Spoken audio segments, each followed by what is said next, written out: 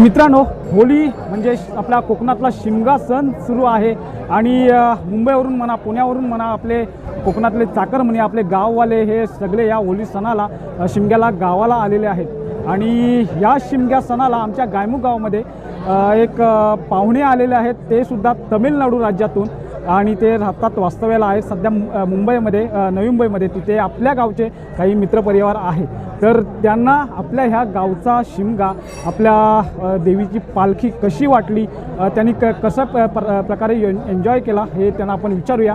तर हे आहेत आपले आजचे शिमग्याचे पाहुणे, तमिळनाडूवरून आपल्या गावी आलेले आहेत। त्यांना विचारूया की तुम्हाला आमच्या गावचा शिमगा कसा वाटला। मी पहिला तो गायमुखला आलो आहे आणि हा होली फेस्टिवल जो आहे ते मी फर्स्ट टाईम पार्टिसिपेट केलो आहे। मला खूप छान वाटतं आहे, कारण मला ऐकायला आलं आहे की गावातून लाईक सगळं लोक मुंबईमध्ये हा फेस्टिवलसाठी लोक इथे येऊन लाईक एक फॅमिलीसारखं लाईक सगळं वागून आणि होली फेस्टिवल सेलिब्रेट करतात। मला पण एक वर्ष मला इथे येऊन बघायचं मला खूप मला वाटत होता। मग मी इथे आलो आहे आणि खूप लोकांसोबत असं सेलिब्रेट करायला मला खूप छान वाटतो आहे। आणि माझा मित्र मैत्रीण पण आहे इथे, त्याच्यासोबत आलो आहे मी, आणि हो मला खूप आनंद वाटतो आहे।